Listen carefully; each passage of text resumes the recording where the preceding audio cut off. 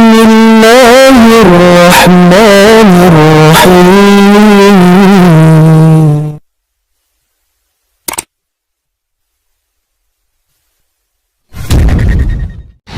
بسم الله الرحمن الرحيم السلام عليكم ورحمة الله وبركاته. Maha suci Allah, saya tidak mempunyai ilmu apa-apa, hanya saja apa yang diberikan oleh Allah subhanahu wa ta'ala. Semuanya milik Allah, semuanya dari Allah, dan kembali kepada Allah. La hawla wa la quwwata illa billahil aliyyil azim. Alhamdulillah wa syukurillah, bertemu dengan jamaah sekalian, semoga senantiasa semua yang hadir selalu dalam keadaan sihat wal afiat, dalam lindungan Allah subhanahu wa ta'ala. Dan saya bangga sekali bisa melihat ayah kami, Bapak Haji Nazar, sudah kembali ke masjid.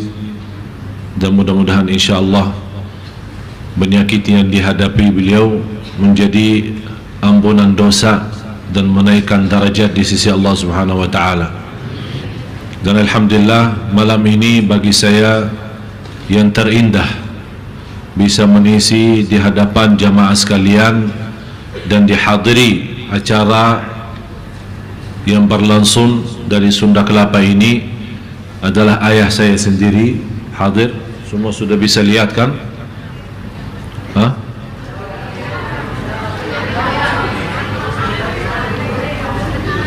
Ini semua yang di belakang dengan adik-adik saya.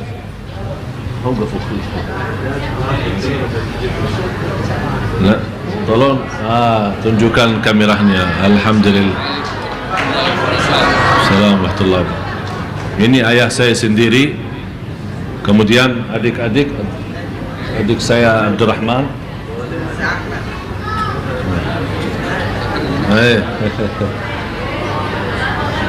Ini adik saya Abdurrahman.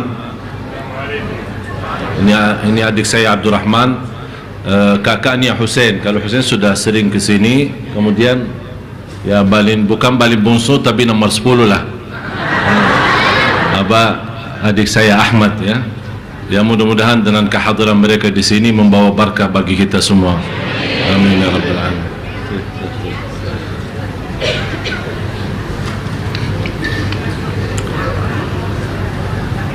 Ayah saya masih muda ya? Artinya masih berlaku enggak?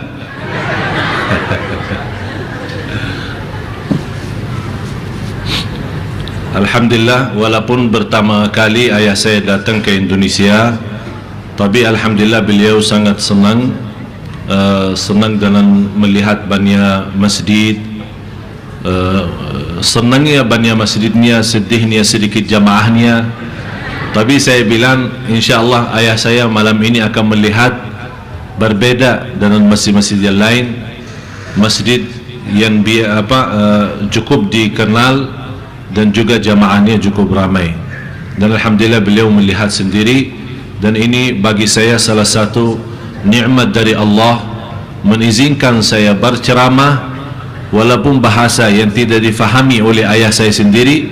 Tapi itulah bangga bagi saya, dan saya yakin ayah saya juga bangga karena melihat anaknya sendiri yang membagikan ilmu kepada umat Islam. Mudah-mudahan semua bapa ibu yang hadir yang memiliki anak, cucu, mudah-mudahan mereka mampu memberikan kebanggaan, kebahagiaan dengan kesalihannya, dengan menghafal Al-Quran, agar insyaAllah kita bisa menjadi orang tua yang bangga dan bahagia dunia akhirat karena kemajuan dan kesalihan anak cucu kita. Amin ya rabbal alamin. Sebagaimana saya berjanji kemarin, untuk Rabu yang terakhir, dan kembali sebagaimana saya menjanjikan setiap Rabu terakhir memberikan kesempatan tanya jawab Ustaz Farouk. Mengenai beliau, karena saya masih sulit membaca bahasa Indonesia, saya Tolong bantu, saya buta huruf.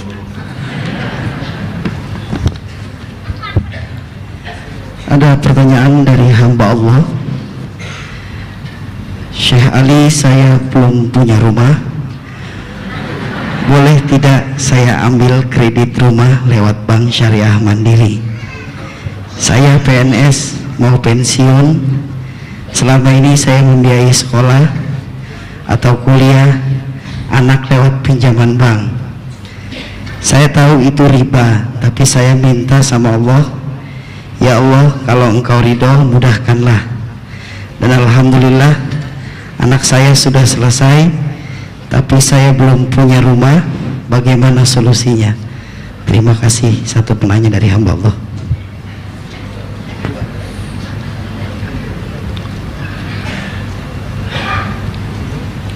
Dimulai pertanyaannya, saya hamba Allah. Bapak Ibu, sebenarnya kita belum tahu kata hamba Allah. Cuma terlalu gampang kita sebutkan diri sebagai hamba Allah. Para Nabi dan Rasul memohon kepada Allah menjadi hamba Allah. Para Nabi dan Rasul membuktikan kehambaannya kepada Allah.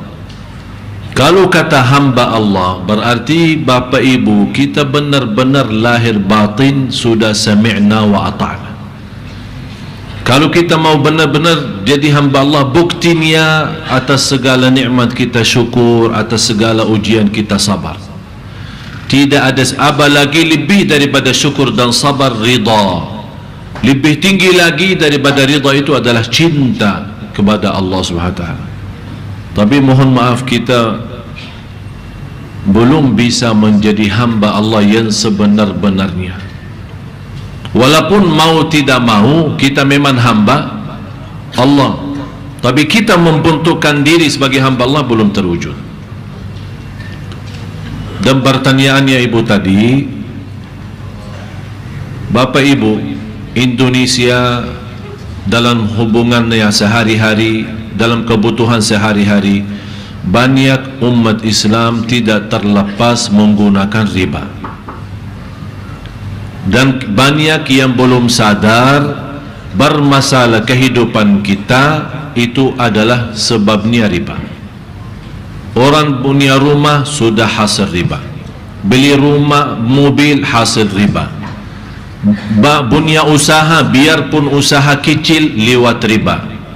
Kira-kira kita mau apa sama Allah kalau memang kita berkuburu mencari rezeki tapi dengan cara riba? Dan kita lupa firman Allah, wa may yattaqillaha yaj'al lahu makhraja. Barang siapa yang takwa kepada Allah Subhanahu wa taala akan diberikan jalan kemudahan dari segala kesusahan. Bukan hanya segitu saja, wa yarzuqhu min haitsu, akan diberikan rezeki yang tak pernah nyangka, tidak pernah terbayang, tidak pernah terfikir. Tapi salah satu kemudahan yang dibolehkan oleh ulama, apalagi di Indonesia sudah mulainya ada bank syariah, kita boleh lewat bank syariah dengan sistem Islami, tapi dengan syarat, termasuk bank syariah tidak boleh mensyaratkan seandainya ada keterlambatan dalam membayar atau melunasi tagihan, kalau kena denda atau istilah lain bunga, walaupun itu bank syariah, tetap hukumnya riba. Jadi hati-hati. Sekarang biasa bank-bank biasa, kalau kita ada tagihan tanggal sekian, kalau lewat satu hari atau hari-hari tertentu tidak melunasi tagihan itu, otomatis akan kena beberapa persen. Semakin telat lagi semakin naik. Bank menamakan bunga, merubah kata riba, seolah-olah dengan rubah kata bunga daripada riba barangkali bisa merubah hukumnya. Ya, hukumnya riba tetap riba, biarpun diganti nama dan nama yang menarik perhatian atau nama bagus, ya riba tetap riba. Tapi lewat bank syariah setahu saya masih aturannya aturan Islami. Tapi saya ingatkan kembali, kalau anda disyaratkan dalam transaksi pinjaman lewat bank syariah disyaratkan akan kena denda saat anda telat membayar dalam tagihannya, itu sudah termasuk riba, tidak boleh melanjutkan pinjaman itu. Bapak Ibu, tapi bagaimana keadaan yang sudah lalu? Yang sudah lalu tidak usah dibahas.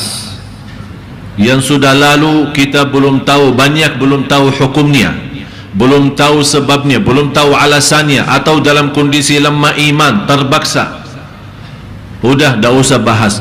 Dengan taubatan nasuha kita, mudah-mudahan diampuni oleh Allah dosa lalu. Kita punya modal yang sudah termasuk dalam bank, kemudian terisi dalam tabungan kita uang riba di atas modal. Uang kita 100 juta, akhir bulan ternyata kita melihat rekening isinya lebih daripada 100 juta, berarti tambahan itu berapa persen? Itu namanya riba. Kita berhak mengambil modal kita, menjaga modal kita, lebihnya jelas riba. Tapi bagaimana cara kita menggunakan yang lebih itu? Daripada dibiarkan diambil oleh bank, boleh kita ambil, tapi bukan digunakan untuk beribadi kita, keperluan kita, tapi kita bisa membantu kebutuhan umat Islam dalam kebutuhan umum, jalan umum, WC umum. Misal terminal bis, WC-nya kotor, rusak, kita perbaiki. Ada masjid tidak boleh perbaiki masjidnya, tapi kamar mandi masjidnya boleh.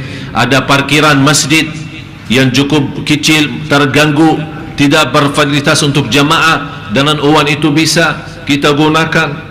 Tapi jangan harap dengan uang itu mengharapkan pahala sebagai sedekah, karena ini bukan sedekah, karena itu riba. Cuman untuk melepaskan diri daripada tanggungjawab di hadapan Allah SWT. Oleh karena itu, kembali lagi, intinya lewat bank syariah tidak menjadi masalah, tapi hati-hati saat disyaratkan ada kena denda. Kalau kita telat bayar tagihan kita, itu sudah jelas riba. Jangan menggunakan hal itu. Dan lebih baik tinggalkan pinjaman lewat bank. Taqwa, bersabar sampai Allah berikan rezeki yang Allah sudah tentukan. Dan yakini tidak akan orang meninggal dunia belum dipenuhi rezekinya. Tak akan meninggal dunia belum dipenuhi rezekinya.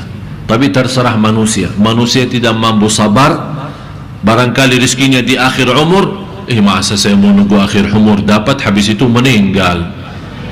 Berartilah saya duluan aja mengambil. Dengan cara bagaimana?